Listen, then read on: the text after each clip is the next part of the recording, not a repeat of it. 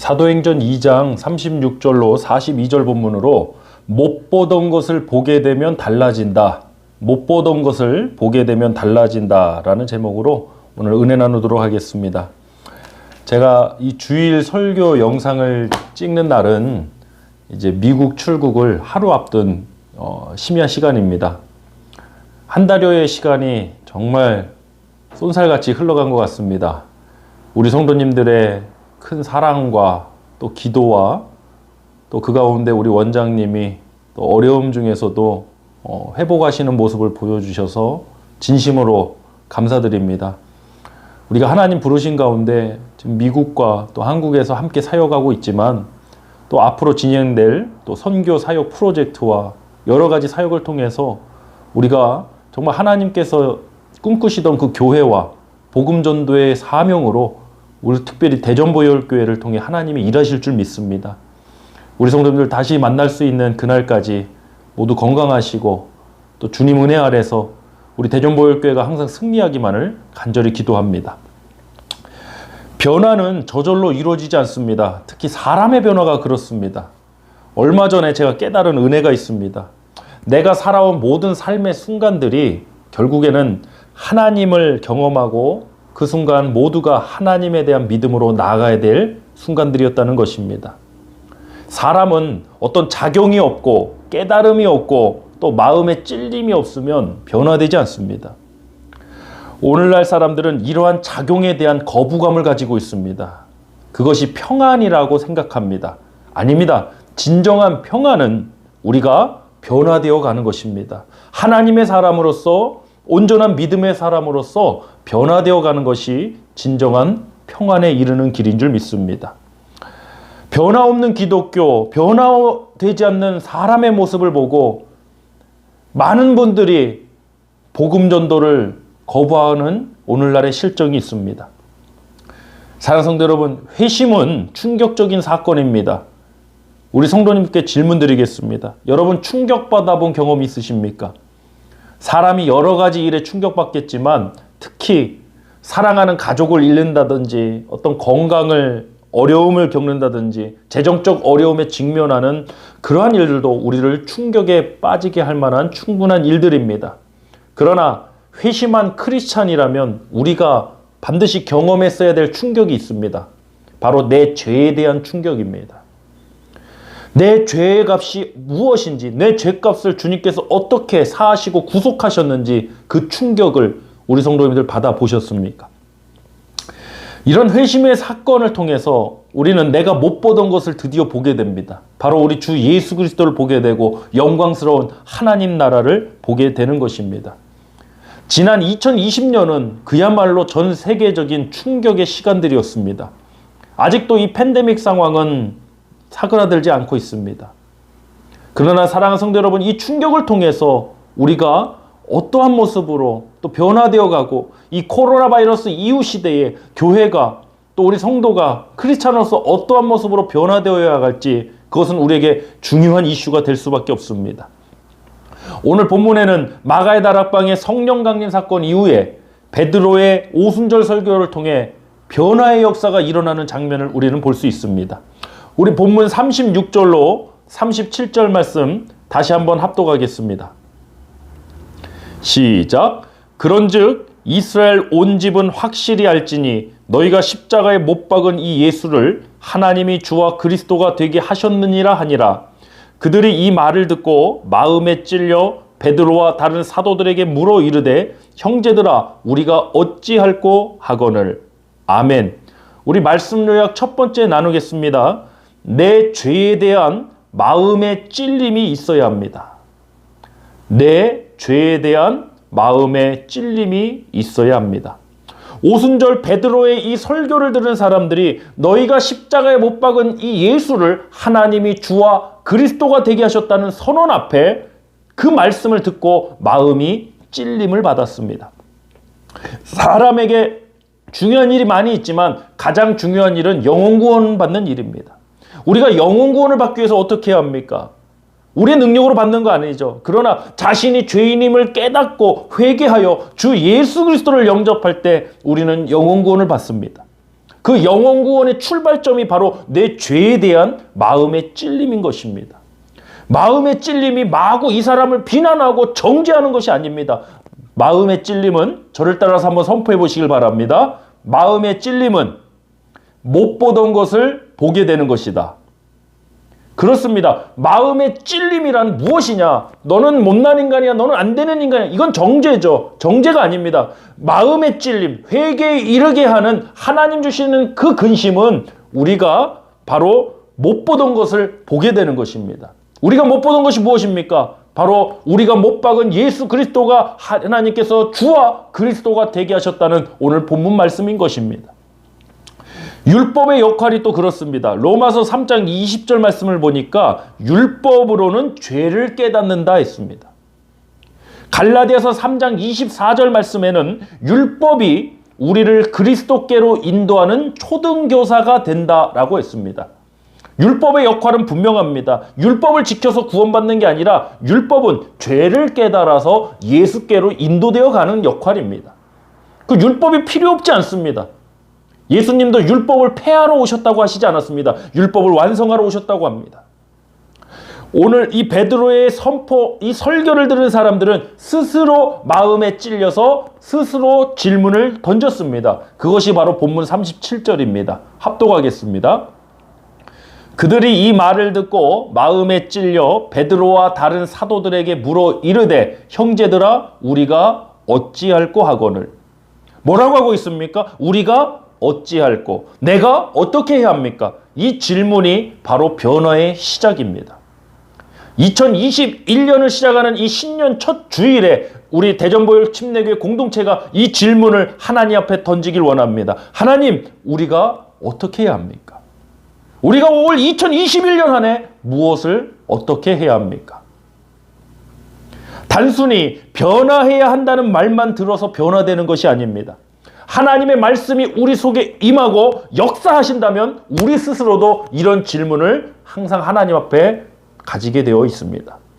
말씀 찾겠습니다. 고린도후서 4장 3절로 4절 말씀입니다. 고린도후서 4장 3절로 4절 말씀 합독하겠습니다. 만일 우리의 복음이 가리었으면 망하는 자들에게 가리어진 것이라. 그 중에 이 세상의 신이 믿지 아니하는 자들의 마음을 혼미하게 하여 그리스도의 영광의 복음의 광채가 비치지 못하게 함이니 그리스도는 하나님의 형상이니라. 아멘. 복음을 가리우는 어둠의 역사가 분명히 있습니다. 믿지 않는 자들의 마음을 혼미케 하여서 그리스도 영광의 복음의 광채가 비치지 못하게 한다고 했습니다. 그래서 이 마음의 변화를 일으키는 거룩한 찔림이 필요한 것입니다. 제가 거룩한 찔림이라고 표현하는 이유가 있습니다. 왜냐? 거룩한 찔림은 예수 그리스도께로 인도되기 때문입니다. 단순히 정죄하고 비난하고 죽이려는 찔림은요, 예수께로 인도되지 않습니다. 교회에서 사실 그런 찔림 할 이유도 없고 필요도 없습니다. 영혼 죽이는 일입니다. 그러나 거룩한 찔림, 마음의 찔림은 우리에게 항상 필요합니다. 그래서 예수께로 인도되어 가야 합니다. 우리 성도님들 많이 그렇게 하실 것 같아요. 정신이 혼미해질 때 어떻게 하세요? 특히 운전을 하시다가 그럴 때가 많죠. 그러면 뭐 껌을 씹거나 뭐 창문을 내려서 찬바람을 쐬거나 그러지 않습니까? 저도 이제 특히 고3 때 밤에 공부를 하다가 이제 정신 차리기 위해서 어떻게 합니까? 시원한 냉수로 세수를 합니다. 찬물로 세수를 해야 정신이 번쩍 나서 그 혼미함에서 벗어나게 됩니다. 우리도 마찬가지입니다. 마음을 혼미케 하는 데서 돌이킬 그 거룩한 찔림이야말로 이 시대에 이 코로나 바이러스 시대를 지나서 2020년을 지나서 2021년을 살아갈 우리 교회와 크리스찬들에게 이 거룩한 찔림, 우리를 정신 번쩍 나게, 우리의 혼미한 마음이 사라지고 우리의 영혼이 깨어나도록 거룩하게 찔리는 이 말씀의 역사가 반드시 필요하다고 믿습니다. 우리가 혼미한 마음에서 깨어나서 정신을 차리면 어떻게 될까요? 디모데후서 2장 26절입니다. 합독하겠습니다. 그들로 깨어 마귀의 올무에서 벗어나 하나님께 사로잡힌 바 되어 그 뜻을 따르게 할까 함이라. 아멘. 못 보던 것을 보게 되면 이런 변화가 일어납니다. 혼미한 정신에서 깨어나면 못 보던 것이 보이고 변화가 일어납니다. 그 거룩한 변화가 무엇입니까? 바로 하나님께 사로잡힌 바 되어 하나님의 뜻을 쫓아가는 것입니다. 우리의 2021년이 바로 이러한 한 해가 되기를 간절히 소망합니다. 모든 분들이 이야기하지만 이 포스트 코로나 바이러스 이후 세상은 분명히 달라질 것입니다. 교회도 그 가운데 달라질 모습들이 분명히 있을 것입니다. 변질돼서는 안 되겠습니다. 퇴락해서는 안 되겠습니다. 변화가 필요합니다. 그 변화를 위해서 우리는 거룩한 찔림이 필요합니다. 혼미해진 정신, 세상에 눌려서 이 바이러스 사태에 눌렸던 이 혼미해진 정신이 깨어나야 할 거룩한 찔림이야말로 이 시대에 필요한 것입니다. 이 신년 첫 주일에 저와 여러분의 마음 안에 그 거룩한 찔림이 일어나길 간절히 소망합니다. 한국은 이 석유, 기름이 생산되지 않는 나라입니다. 산유국이 아니죠. 그러나 중동이나 또 미국은 산유국입니다. 만약 우리 성도님들이 아무것도 없어요. 아무도 없고 아무것도 없는 황량한 땅이에요. 근데 나보고 그곳에서 살라고 하는 거예요. 여러분 사시겠습니까? 뭐하러 그런 데서 삽니까? 아무도 없고 아무것도 없는 황량한 사막에 그거 어떻게 삽니까? 물도 없고 전기도 없는데. 그런데 그곳 깊숙이 석유가 묻혀 있다고 알려줍니다. 그럼 우리 성도님들 어떻게 하시겠습니까?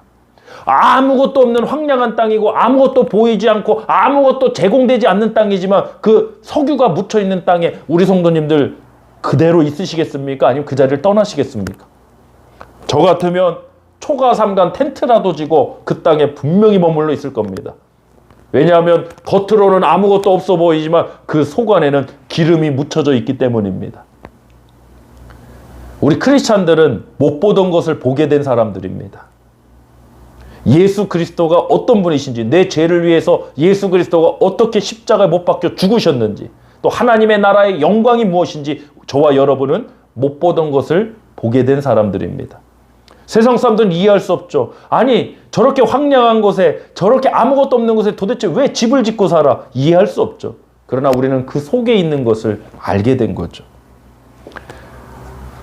저도 지금 개인적인 상황을 생각하면 참 앞길이 막막합니다.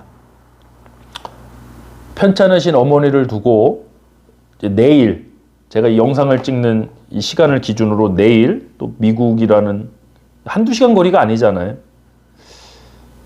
미국으로 떠나야 되는 이 심정은 사실 며칠 전부터 힘들었습니다.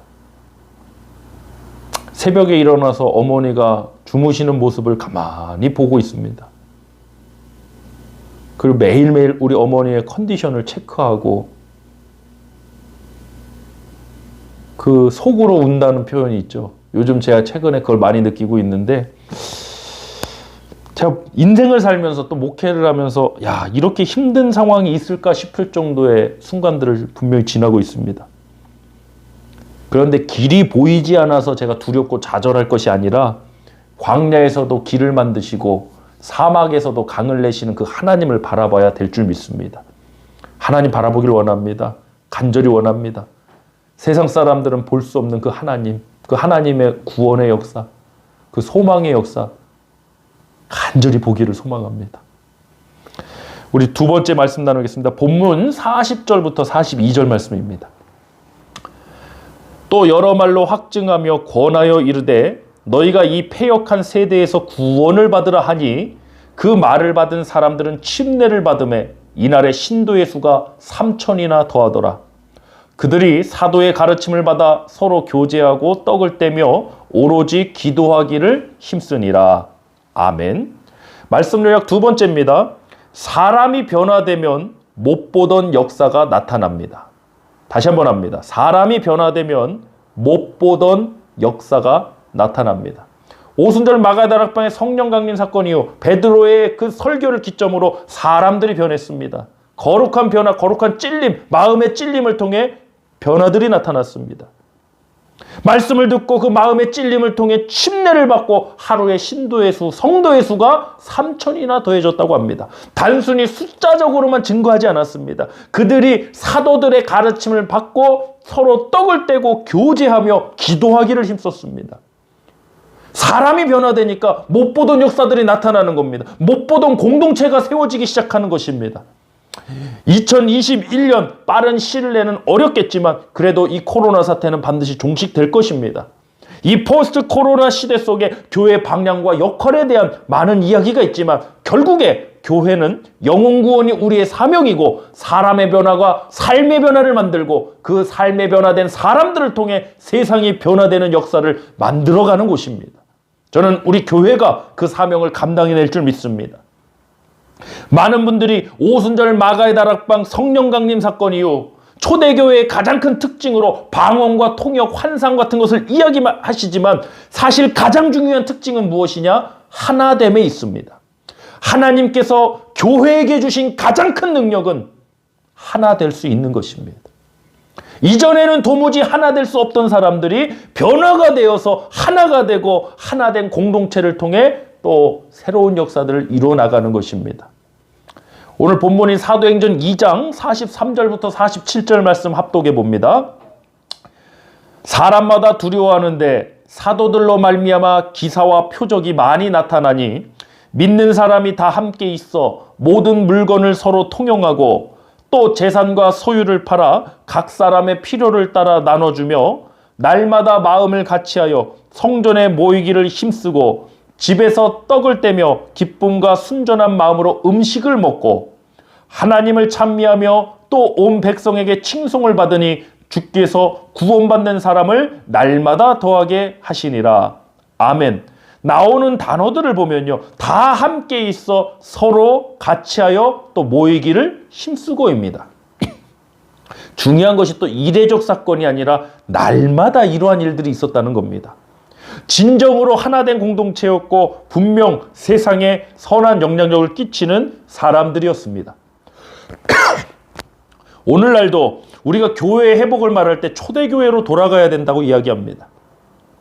이런 변화의 시작은 바로 못 보던 것을 보게 된 사건, 말씀을 통한 이 마음의 거룩한 찔림에서 시작되었다는 것입니다. 코로나 바이러스 시대에 백신도 맞아야 되고 치료제도 맞아야 됩니다.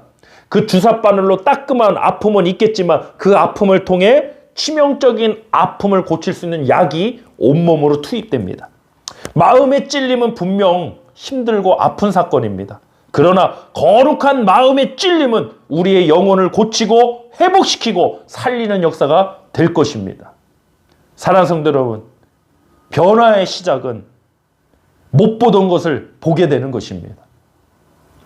우리 교회가 2021년 한 해 하나님의 전능하신 역사를 경험하게 될 줄 믿습니다. 특별히 우리 아픈 교우들이 회복되고 치유되어서 하나님의 영광을 높이며 살아계신 하나님을 찬양케 될 줄 믿습니다. 우리 마지막으로 마태복음 13장 44절 말씀 합독하도록 하겠습니다. 천국은 마치 밭에 감추인 보화와 같으니 사람이 이를 발견한 후 숨겨두고 기뻐하며 돌아가서 자기의 소유를 다 팔아 그 밭을 사느니라. 아멘. 천국은 밭에 감추인 보화와 같다고 했습니다. 그 밭만 본 사람들은 그 밭을 전 재산을 팔아서 사지 않았을 것입니다. 그러나 그 밭에 감추인 보화를 발견한 사람, 못 보던 것을 보게 된 사람은 분명히 달랐습니다. 저와 여러분은 못 보던 것을 보게 됐습니다. 세상에서는 도무지 바라볼 수 없는 그것을 우리는 바라보고 있습니다. 하나님께서 우리와 함께하고 계시고 하나님께서 올 한 해도 우리의 손을 잡아 항상 승리케 하실 줄 믿습니다. 우리 대전보혈교회 소망이 있습니다. 승리할 것입니다. 하나님이 언제나 우리와 함께 하실 걸 믿고 우리 이 시간 합심하여 올 한 해도 하나님의 인도하신 가운데 우리 교회가 승리하며 나갈 수 있도록 못 보던 것을 보게 되는 변화가 일어나서 하나님의 영광의 도구로서 우리 교회가 영혼구원 사명 온전히 감당할 수 있기를 이 시간 합심하여 기도하도록 하겠습니다. 할렐루야. 하나님 아버지 감사드립니다. 우리 사랑하는 대전보혈 침례교회를 축복해 주시고 하나님 희망찬 2021년 새해가 시작되었지만 아버지, 아직도 이 코로나 바이러스 인해 제한되고 제약된 상황들이 지속되고 있습니다. 하나님, 우리를 이 고난으로부터, 아버지, 이 재앙으로부터 건져주시옵고 이 세상이 회복되고 치유될 때 단순히 바이러스만 물러가는 세상이 아니라 악한 어둠의 역사들이 떠나가고 진정한 복음으로 회복되는 세상으로 우리 교회가 쓰임받게 하여 주시옵소서. 못 보던 것을 보게 될 때 변화된다고 했습니다. 하나님, 세상의 눈으로 아버지 정말 땅의 것으로 바라볼 수 없는 그 하나님의 영광, 하나님이 주시는 그 은혜와 축복의 역사들이 아버지 우리 교회에 분명히 보여져 알게 해주시고, 특별히 올 한 해 우리 아픈 교우들이 치유되고 회복되어서 살아계신 하나님의 영광을 높이고 치유의 하나님을 증거할 수 있도록 은혜를 더하여 주시옵소서. 오늘도 우리와 함께 하신 주님께 감사드리며 우리 주 예수 그리스도 이름으로 감사 기도드리옵나이다. 아멘.